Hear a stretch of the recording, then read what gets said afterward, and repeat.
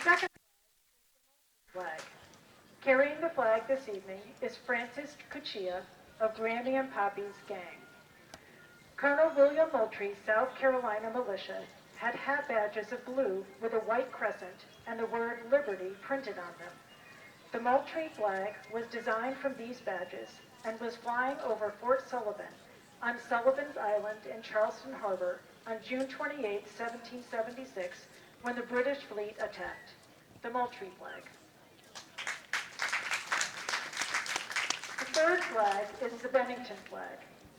Carrying the flag this evening is Will Parks of the Greycoats. This flag, probably because of its reference to 76, would seem to be one of the most popular and well-known of our early flags. This flag flew over a large depot of military supplies at Bennington, Vermont, which General Burgoyne set out to capture on August 16, 1777. They were met by John Stark and his Green Mountain Boys.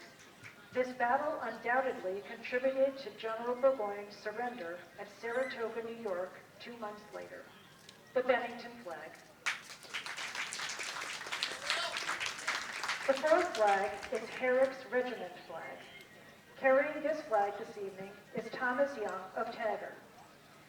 Upon receiving news of the start of the invasion of General Burgoyne in June of 1777, the Vermont legislature appointed Ira Allen chairman of a committee of safety, with authority to raise a regiment to defend Vermont. The first company, Captain Ebenezer Allen, commanding, reported for duty at Manchester in July 1777, where the original of this flag was presented to the regiment on July 29th. In August 1777, Herrick's regiment, with this flag at their head, formed the left of General Stark's line on his attack of Prince Ludwig Dragoons Regiment of the Army of Brunswick. Herrick's Regiment flag. The fifth flag is the Rattlesnake, or Gadsden flag. Carrying this flag is John Nazario of Taggart. Colonel Christopher Gadsden, a patriot of South Carolina and a member of the Reed Committee, presented this flag to the Continental Congress in February of 1776. While Congress discussed the possibility, they did not make the rattlesnake the official symbol of the country. On March 17, 1776, Commodore Esek Hopkins led his ships to the Bahamas to capture large quantities of cannons and supplies. A replica of this flag is said to have been painted on the drums of a new Corps of Marines in this, their first landing. The Rattlesnake or Gadsden flag. The sixth flag is the Grand Union flag. Carrying this flag is Mark Castillo of Black River. For over 100 years, the colonists had lived under the British flag, or King's colors. Our first national flag in January of 1776 did not exclude the flag of King George. This flag had 13 stripes to represent the 13 colonies, but retained the King's colors in the canton. This Grand Union flag is also known as the Cambridge flag, as it was first flown at Cambridge, Massachusetts in January 1776, when General Washington raised it to a 13-gun salute, inaugurating the beginning of the Continental Army. The Grand Union flag. The seventh flag is the Newbury flag.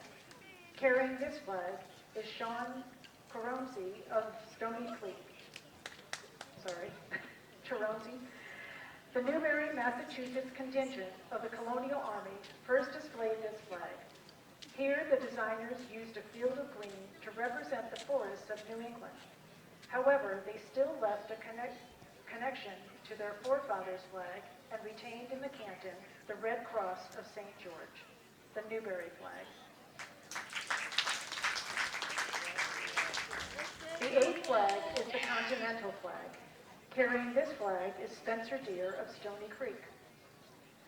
It was appropriate at this time that this, our first flag that did not include any emblem of Great Britain, included a pine tree. The pine tree was repeated on several flags, such as the Bunker Hill flag. It is believed that this flag also appeared at the Battle of Bunker Hill. The Continental flag. The ninth flag is the Rhode Island or Hope flag. Carrying this flag is Bob Dufour of the Kentish Guards. The 1st Rhode Island Infantry Regiment carried this flag. The flag bore a blue anchor in the center of the field, surmounted by the word Hope, the motto of the colony. The banner carried a blue canton on which were painted 13 white 5-pointed stars.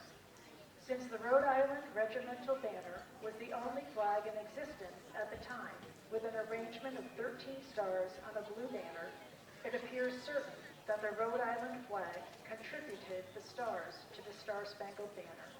The Rhode Island or Hope flag. The 10th flag is the 7th Massachusetts Regiment flag. Carrying the flag this evening is Natasha Marks of the Bluff Point Quahog Jagos Band. This regiment was originally organized from existing train bands on October 7, 1636, mustered into active service April 19, 1775 as Gardner's Regiment. In January 1777, it was redesignated the 7th Massachusetts Regiment Continental Line. The regiment was mustered out of Continental service on June 12, 1783. Since that time, it has been called to active duty during each of the wars. The regiment has campaign streamers from the Revolutionary War, the War of 1812, the Civil War, World War I, and World War II, and has received many decorations and presidential citations. The 7th Massachusetts Regiment flag. The 11th flag is the Taunton flag. Carrying the flag this evening is Dwayne Bradley of Colonial Williamsburg. This flag was raised for the first time in Taunton, Massachusetts in October 1774 during the raising of a Liberty pole. This was a new type of Union flag. It consisted of a red field with a Union Jack as a square-shaped canton, and the words Liberty and Union in white letters on the red field, extending across the lower portion of the flag beneath the canton.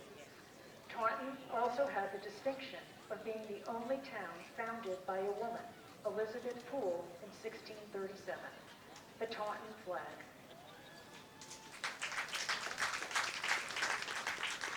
The 12th flag is the 3rd Maryland Regiment flag.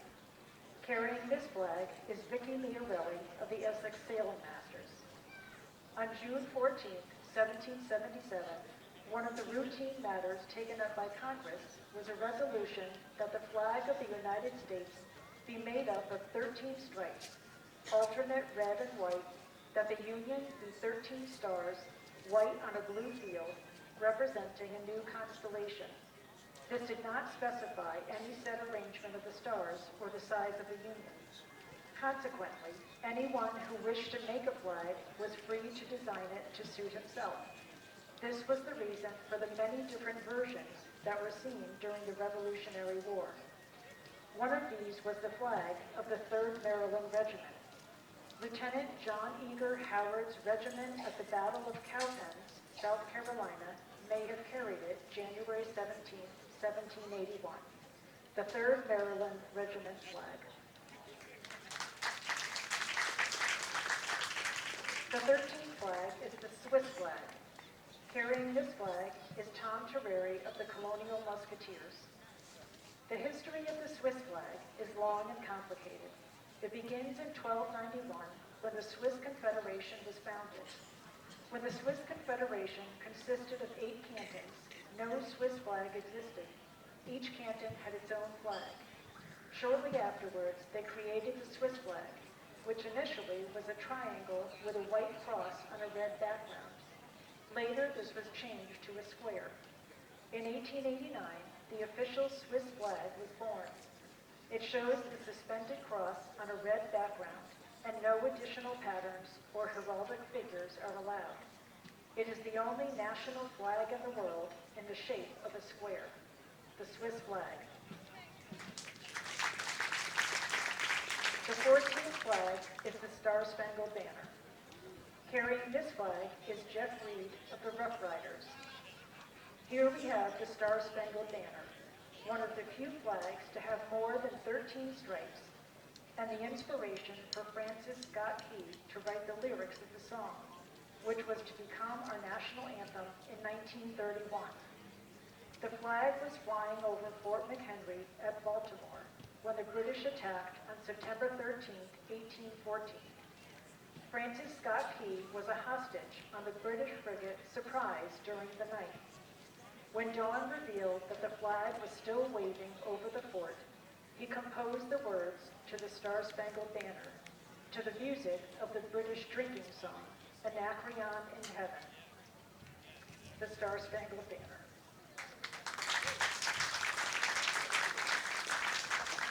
The 15th flag is the current 50-star flag, with each star symbolizing one of the 50 states in the Union.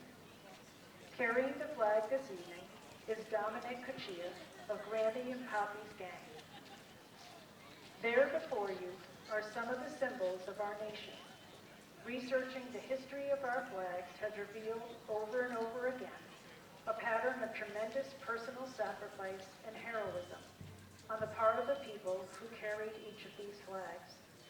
Our freedom to live under this flag has come at a very high price, paid by all who have defended our liberties in all of the battles of our history. For each of the 50 stars in the flag, there have been thousands who have left their homes and families, many to never return.